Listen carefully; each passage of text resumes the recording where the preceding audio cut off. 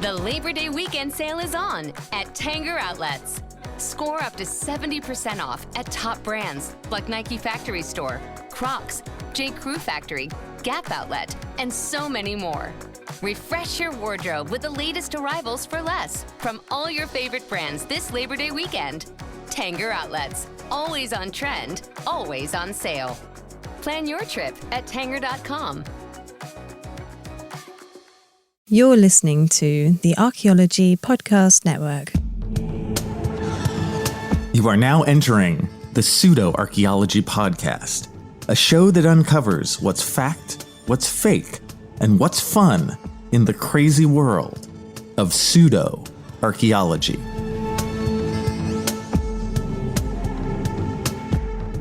Hello and welcome to the Pseudo Archaeology Podcast, episode 126. I'm your host, Dr. Andrew Kinkella, and tonight we explore how I became head of my own media empire.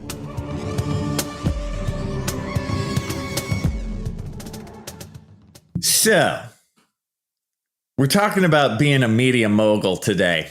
And why am I doing this, right? And it's actually because I get asked this question quite a bit in terms of how do you become a podcaster? How do you do a YouTube channel? How do you publish stuff? Basically, as an archaeologist in my case, although it's whatever you are in your case, how do you use these different media outlets in order to get what you have to say out to the general public, right?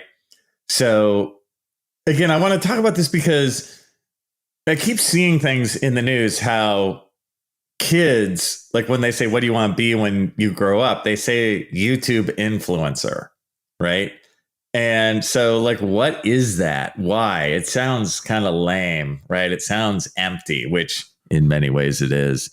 But let's take the positive side to that. How do you do this kind of stuff, I don't know, honorably with some sort of professionalism, And so I thought I'd just take this time and break down my experiences and really specific stuff. Like people will ask things like, what kind of microphone do you use? How do I record myself? How do I edit myself? That stuff there's a learning curve there, And so I thought I'd go through it, right? I'll sort of take apart. We'll do my YouTube channel first, then we'll do the podcasting world, and then finally I'll do written media like publishing books and blog posts and that kind of stuff. Right before I start, I know that a lot of people are listening to this with hopes and dreams of doing their own. And I want to make sure you're taking it seriously. That you have, for any of these things, a long game, okay, that you have thought logically and in a step-by-step manner about making content that can work for many, many episodes, not just 2 episodes of whatever it is you're making, but for the foreseeable future. So in terms of YouTube, right? How do you do a YouTube channel? Like if you want to do a channel on pseudo archaeology, right? How do you do that? Kinkella, where do I start? How do I become the media empire mogul that you are, Andrew Kinkella? So first, YouTube in some ways is easier. You start by making a YouTube account, right? And right away, you have to be smart. And what I mean by that is you have to be smart with your titling. Now, for me, my title for my YouTube channel is Kinkella Teaches Archaeology. And it's okay. Titles are better if they are simple and searchable, right? Remember that. So Kinkella Teaches Archaeology is okay. It's unique, which is good. It's not just like archaeology show, but at the same time, if your title is archaeology show, that comes up more on Google search. So when you're making a title for whatever media you're doing, make sure you're not too smart for yourself. You know what I mean? Make sure that it's straightforward enough. It's okay. You don't have to be like super creative at every turn. Think about that. I find that a lot of people make that mistake just because when you make a YouTube account, it's just like right there, what's the name of your thing? You know, so you already have to kind of think before you click, because kind of once it's in. Now you have your account. Now you have to populate your account with, in this case, some videos. Yeah. And it's not just where you turn your camera on and do some wacky hijinks and then put it up online. You have to edit it. You have to think about your sound, your video, how your background, the camera itself. So what I find for what works for me is, what's funny is the camera is always the easy part. Meaning that cameras in almost anything are so good that quality is not a problem. When I first started my YouTube channel, in terms of numbers, I think I have 4.3 thousand subscribers and I have 106 videos, something like that. And I've been doing it for like 5 years. I think the earliest videos I have in there are from like 2018. So that's the channel we're talking about, right? That kind of size, which is smallish. You know what I mean? In terms of the technology, though, the earliest ones, I think, God, I might have used an iPhone 4S. I always use my iPhone for the video on my YouTube channel. The very first handful of videos, I remember I used an Olympus camera that I had. And the reason why I used it was it had a flip up screen where I could see myself. For a long time on YouTube, I'd been using the main camera on my iPhone, so I couldn't see myself as I recorded myself.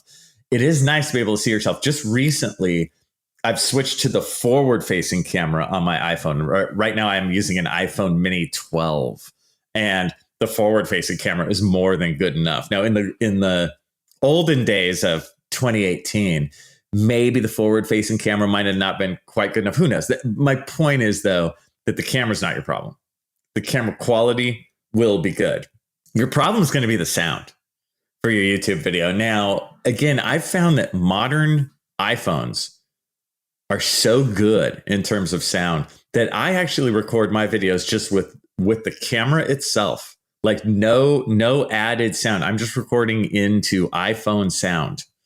And it works fine. Now, make sure to go into the settings of your actual phone before you record to make sure your levels are up, kind of nice and high.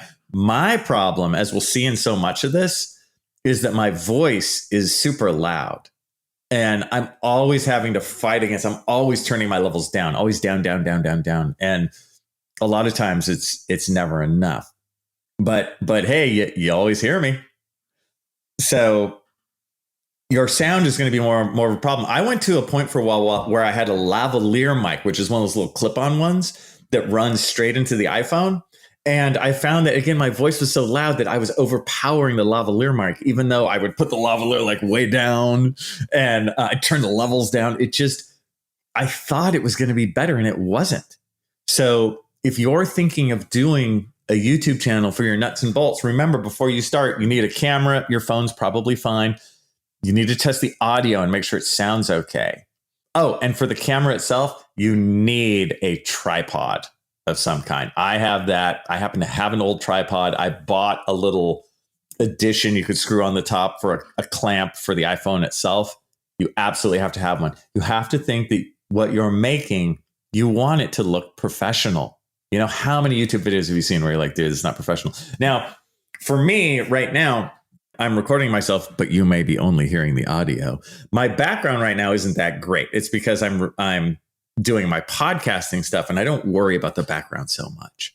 But if I was doing a YouTube video, I really worry about it. I tend to use my office. The background of my office is colorful. It's kind of dynamic and it looks good. Like it looks correct for a show called the Kinkella Teaches Archaeology, because it's an archaeology professor in his real lab. It's authentic. You have to think about what you wear. I always think about what I wear for the YouTube channel shows, even though it doesn't look like it. I make sure to wear dark clothing. This is where all the stuff that you learn if you've taken film school, which I have, all that stuff kind of comes in, like dark clothing, no stripes. generally stuff that's a little bit more slimming. And that's not so you can look like svelte. It makes it easier to see you moving. It's just a little better than wearing something like, horrendously baggy or something, just kind of fitting, dark, simple. And the lighting too. See, these are the things that get you. It's not the camera.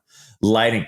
I always do mine in front of a window that has great natural light. And I actually have 2 little fill lights that I do sometimes too. So I'm in my office, natural light streaming in, 2 little fill lights that I just happen to own. They were as part of some camera thing that I just found like a decade ago. I'm like, oh, set up these 2 little mini spotlight things. They were very inexpensive. I mean, the whole camera kit thing was probably $20. And then I have the lights on in my office. So I have a lot of light. More light's better than less light. You also have to watch the shadows that it's making. Is it making you look like you have like huge bags under your eyes, even though you don't have them that bad? Like there's that kind of stuff. So your lighting and your sound is what you're going to have to really concentrate on in order to make your YouTube channel look professional. Then after you record yourself, you got to upload it and edit it. You can't just upload it raw. So I edit my stuff in iMovie. So I just use Apple products just because I have an iMovie comes free with the computer. So I edit it in iMovie, very basic editing. I usually only do 1 take straight across of what I'm going to say. It's very off the cuff. It has that kind of energy. Sometimes I do 2 takes, but it's almost always that the first one's the better one anyway. And that's what you do. Right there you go, just there. And my YouTube channel is very basic. Again, if you want to do this thing, think of the name of your show. And we haven't even talked about what's your show about. You have to have something you can talk to at depth. Pseudo Archaeology podcast. It's great. I could talk about 1,000 things, right? I'm not starved for material like ever, So think about that. And can you really do 40 shows? Everyone has a great idea for 1 show or 4 shows. But what about 10 shows? What about 15? What are you doing on your 31st show? Those are the serious discussions you have to have with yourself in order to make a YouTube channel successful, right? Or any of this kind of stuff successful. And then, of course, people are curious about pay in the YouTube world, right? Because you're like, dude, I to be a YouTube influencer, man. I mean, children saying that's what they want to do with their lives. I hope their parents are telling them that is not a viable career opportunity in any way, shape, or form, because it's not. It is a very fun side hustle, And for me, in the YouTube world, getting to 1,000 subscribers is a big deal. It kind of opens you up to be able to do things, but you only get advertising once you have at least 1,000 subscribers. And then I think you have to have at least 4,000 hours watched per year. I think something like that. And that was always my problem, the 4,000 hours, because all my videos are short, like 5 minutes long. And I think I talked about in previous areas that the thing that pushed me over the top was my joking video about how Graham Hancock was right. And, ancient aliens are here, or the Atlanteans. I had evidence of the Atlanteans in my office. So all the angry pseudo archaeology people push me over the top on my YouTube channel. But what is over the top? As of about a year ago, I was able to start getting revenue. And that's after 4 years of having a show. Again, at this point, 106 videos, making nothing. Okay, nothing. And some of my videos in terms of watches, something like 20,000 watches for me would be very high. Many of my videos have like 250 watches. Just depends. 250 views, right? I was only able to quote unquote get paid, although YouTube would run ads over my videos without paying me. That's what happens after a while. They start running ads and you're like, and you want to be like, dude, you're not even paying me. Don't run ads through my stuff. They do it anyway. So once you get over that hump, though, then you can get paid. So after a year of all my stuff running and all my old videos are still being watched, this kind of stuff, I made $113 in total. So that's what I made. after about a year of people rewatching all my old stuff. And I would say at this point in the YouTube world, just to give you guys a feeling, I will get a big check from YouTube for about $100, maybe at this point, every 5 months or 6 months, something like that. That's that world. So think of how much work I've done on my YouTube channel. 106 videos over 5 years. And by the end of this year, 2023, I might sneak in a second check and I've made like $200 in total. So that's that world. There's a little variety, of course, but I want you guys to know it's not about the pay. It's about outreach to the general public, right? And in terms of that, I've loved my YouTube channel, but I got content, right? Kinkella teaches archaeology. I can talk about anything. I have 100 videos worth of stuff for yourself. Think seriously about how much content you have. How long are your videos going to be? Mine are short, 5 minutes or whatever. Are they long? What's your format? These are all serious questions, because even though I joke, you really are starting a media empire. When we come back, more on my media empire and how you can do it too. Introducing Zaxby's new chicken finger tacos. One with pico and creamy chipotle ranch, and the other with bacon and avocado ranch. Chicken expert since 1990. Taco expert since now. Woo, saucy! Zaxby's. The Labor Day weekend sale is on at Tanger Outlets. Score up to 70% off at top brands like Nike Factory Store, Crocs, J. Crew Factory, Gap Outlet, and so many more. Refresh your wardrobe with the latest arrivals for less from all your favorite brands this Labor Day weekend. Tanger Outlets, always on trend, always on sale. Plan your trip at Tanger.com. Ready to level up your career? Text DISH to 44043 now to dive into a world of exciting technician opportunities at DISH. From cutting-edge technology to a supportive work environment, DISH offers the perfect platform for your success. Connect with us today to discover how you can be part of a dynamic team driving innovation. Connect today and join the DISH family, where innovation meets opportunity. Text DISH to 44043 to kickstart your journey towards a rewarding career. Hello, and welcome back to the Pseudo Archaeology Podcast, episode 126. And I have been talking about how the hamburger is made behind the scenes in terms of YouTube videos, in terms of podcasting, in terms of publishing, because I've gotten this question kind of a lot from various places. My students are curious, and they're not just curious like, oh, wow, what's your favorite video on your YouTube channel? It's like they're curious about the nuts and bolts, of how you do this, the actual product. So previously we had just talked in terms of YouTube, how I record stuff on my iPhone. A modern iPhone is fine for both audio and video, but you have to have a tripod and have a way to edit it and upload it, right? Moving on. So the podcast world, what do I use to bring this very show to you guys? So I'm lucky because whereas in YouTube world, I'm totally my own producer. Like I do it all. I edit it all, right? I do everything. Here, thank God, Archaeological Podcast Network with Chris Webster and Rachel Roden, those guys edit all my shenanigans. So I am just, quote unquote, the talent, right? So I don't have to deal with the same sort of things here that I have to deal with in YouTube world. Like, Chris deals with the commercials. He deals with the editing, right? I'm part of this umbrella group. So this world's easy for me. So if you want to start your own podcast, you will have it more difficult than me unless you join a group that's already making stuff, which I highly recommend, unless you totally are like, I want to make all the revenue for myself, all my millions.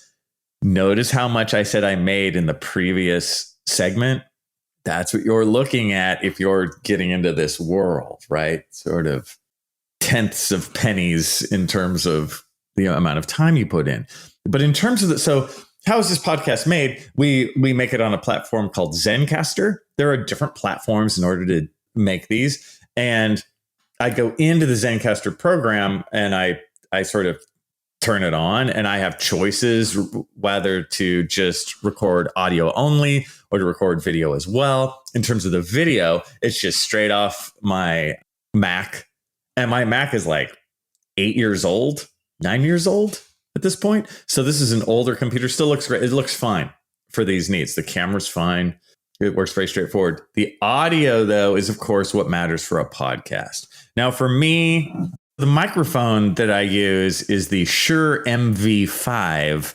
And what's funny, which you guys may have heard right before I talked about this, or it might have been smooth, I actually had a technical difficulty while recording this. I moved my mic and it unplugged itself for like a nanosecond, which stopped the recording.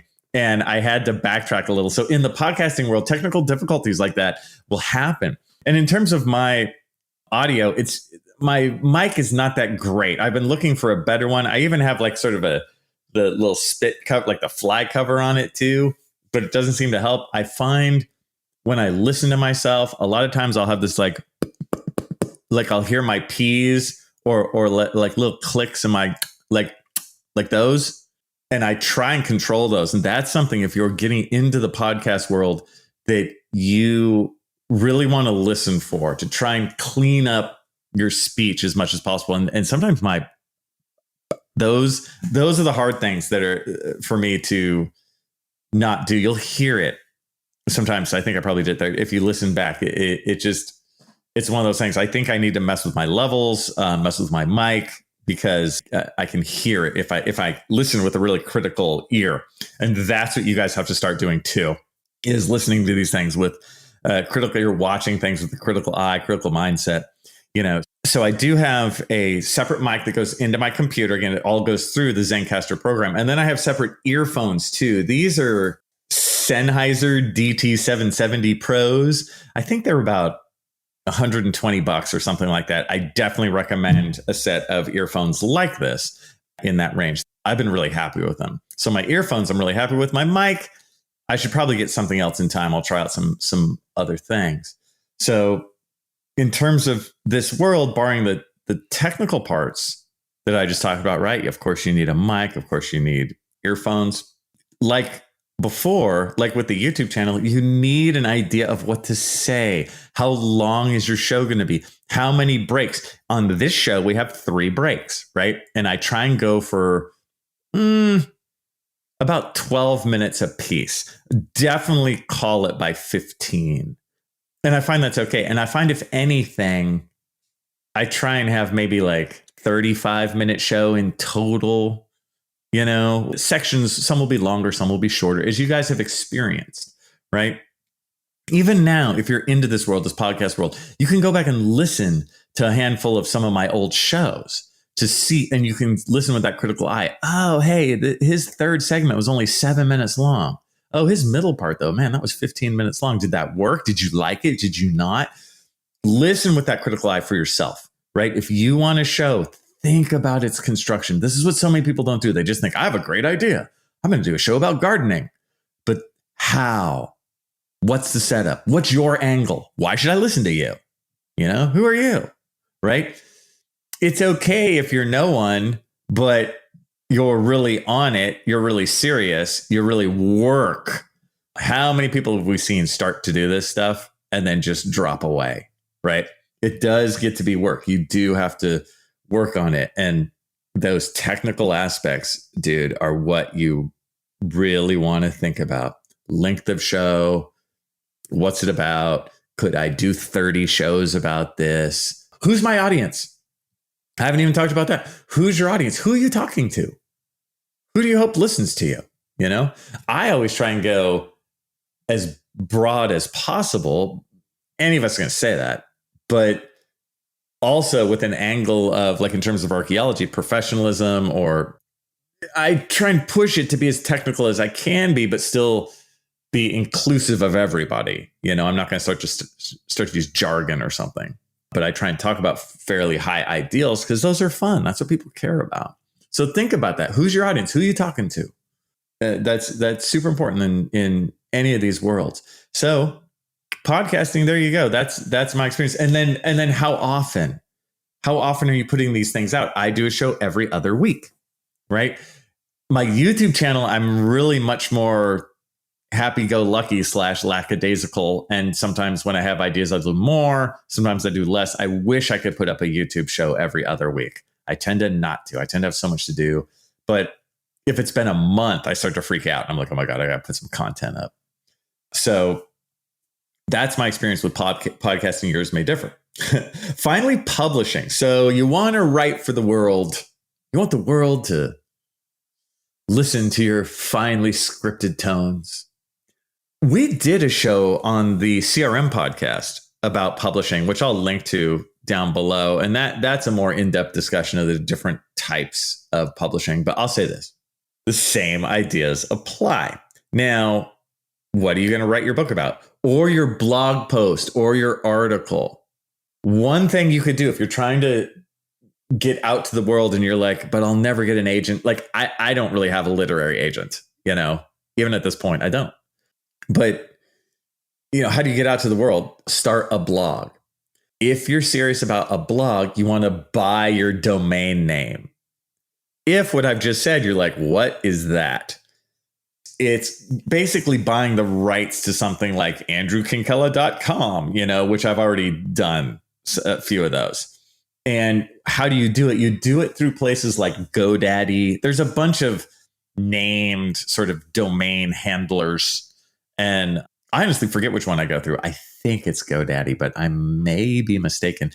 When you go online, you can also, there's these little online programs where they'll tell you what the site's domain is, which is cool. So look up a couple that you like that influenced you and put them. All you do is type in the address and then it'll be like, this site is registered under GoDaddy or whatever it may be.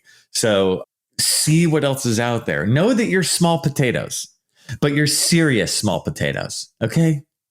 You could be really enjoyable small potatoes and take it seriously. So you're not looking for the same domain handlers or the same agent as like a bunch of famous. Oh, I just need Brad Pitt's agent, then I'm good. No, it's not for you.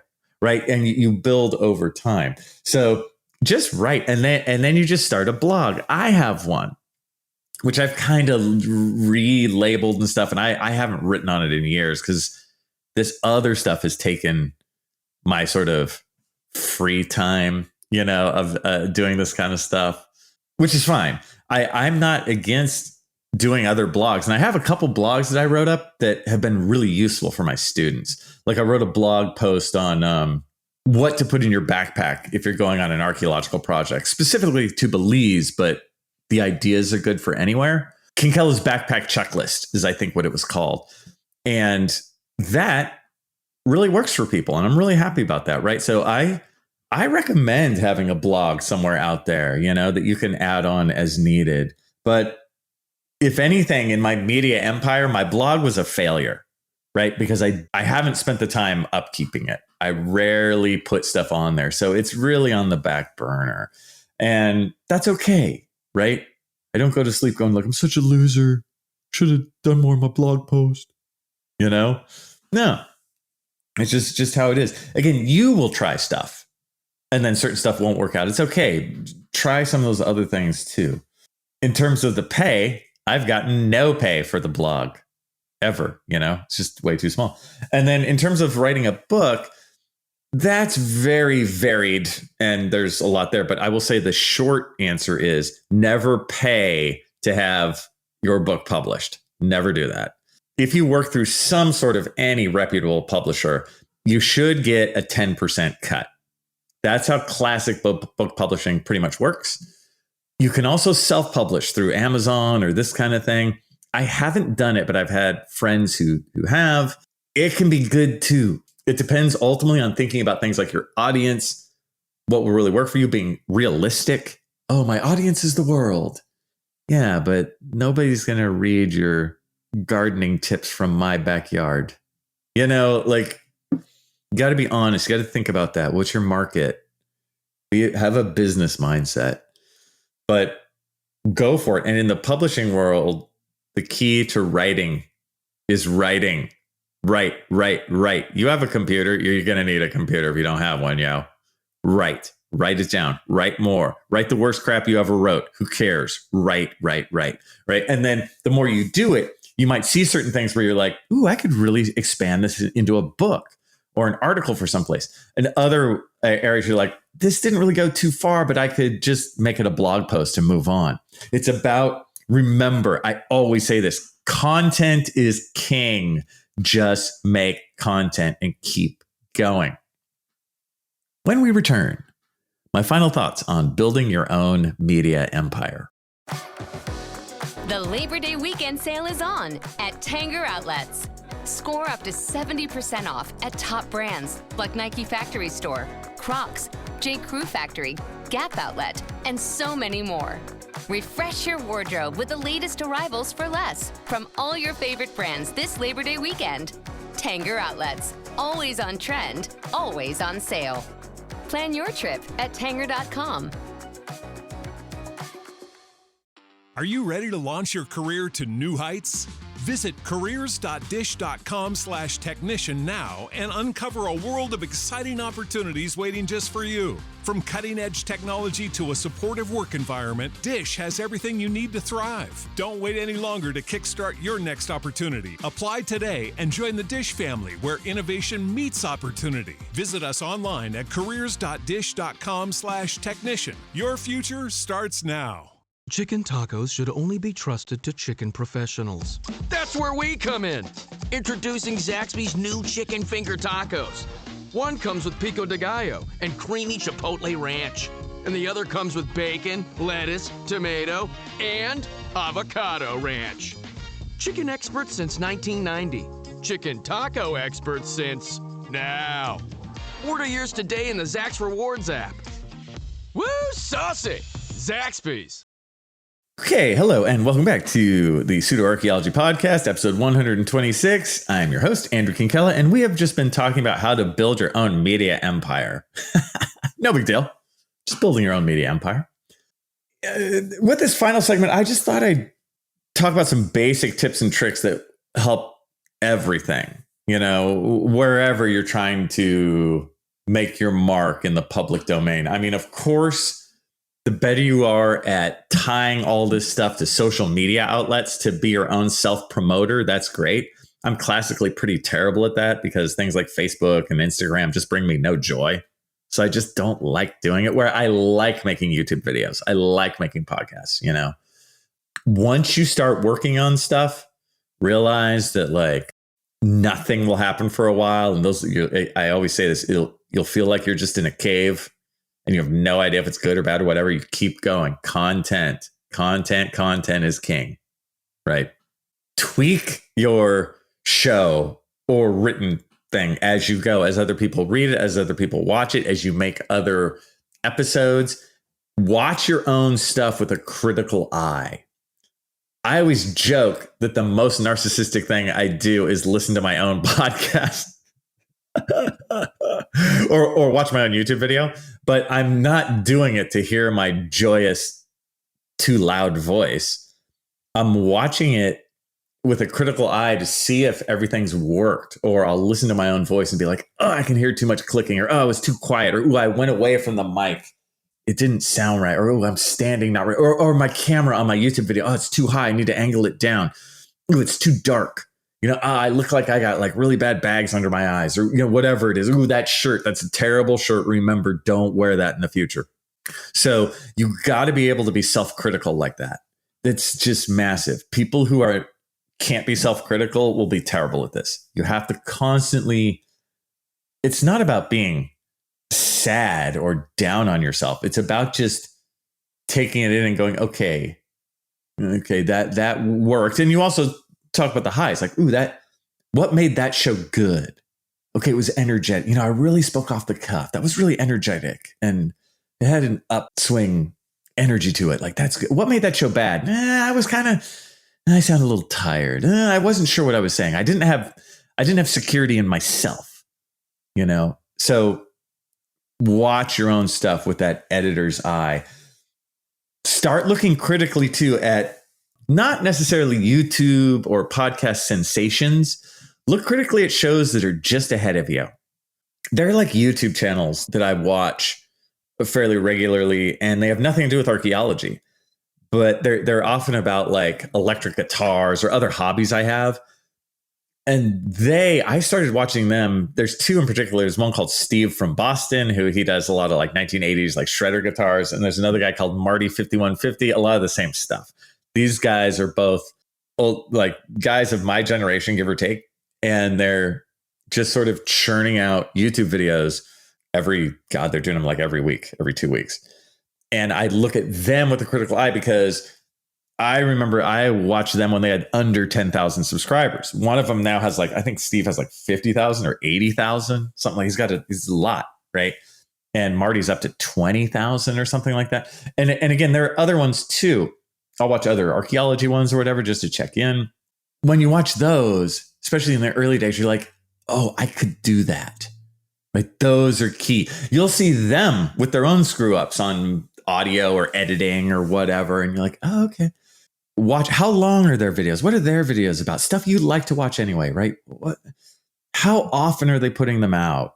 What is their overall, like their YouTube page? What does it look like? What does their channel look like? The tile for the podcast itself is really important. You want something that looks good. You don't want something that looks like boring. You know, I like the tile for the Pseudo Archaeology podcast. I think it's great. My brother did that. It's bright. It's funny. My theme music, right? I didn't even talk about that. My brother did it. I think it's fantastic. Have a brother who knows a lot about audio. You need one of those. So all that stuff to make your media outlet, whatever it may be, to look more professional, a little more specific to you, you know, of your style. My style is always kind of lighthearted, you know. So I'm really happy with that kind of stuff for me. Even watch, because we all have either podcasts we listen to or YouTube shows we watch that have like millions of viewers or listeners. Watch those with a critical eye too. How long are they? How many commercial breaks are there? When are they the commercial breaks? Are the commercial breaks annoying? Or are they just kind of par for the course? You know, as you move on in this, start to network as best you can in any of it. You know, if it's in publishing, talk to other authors. Talk to agents or editors if you can. You know, if you're in any kind of professional meetings and whatever you do, ask other people what they do, other people in your world, you know. Critically, honestly, openly learn that stuff. It's fascinating. As you move forward too, a trick you can do is interview a guest who they have a podcast too. And you go back and forth. And so you kind of help each other's podcast by talking together. You know, in a YouTube video, you can do that too in the YouTube world, right? And you just let the ball keep rolling. Listen to your audience, you know. See what you can do. You want to keep your standards or keep the essence of your show, but notice when things don't work. Notice on YouTube when you get like no views versus what gets a ton of views. Notice same thing on podcasts. You know, what do people like? What do people constantly ask you? Have your radar out. You can do this. You know, it is a job. You have to think of it as like a side hustle that you go in to do on a regular basis. And some days you might not have much. Some days you might be a little low. Those are the days where you gotta man up and do it, you know, and it's worth it. It's always, and once you're in it too, especially when you enjoy it, once you're in it, you're like, oh yeah, I remember this. This is great. Think about all those things as you go through. Do not think of it as this is what I'm doing for money. If the money comes, it's a little icing on the cake, right? Definitely have a day job. And with that, I'll see you guys next time. Thanks for listening to the Pseudo Archaeology podcast. Please like and subscribe wherever you like and subscribe. And if you have questions for me, Dr. Andrew Kinkella, feel free to reach out using the links below or go to my YouTube channel, Kinkella Teaches Archaeology. See you guys next time. This episode was produced by Chris Webster from his RV traveling the United States, Tristan Boyle in Scotland, DigTech LLC, Cultural Media, and the Archaeology Podcast Network, and was edited by Chris Webster. This has been a presentation of the Archaeology Podcast Network. Visit us on the web for show notes and other podcasts at www.archpodnet.com. Contact us at chris@archaeologypodcastnetwork.com.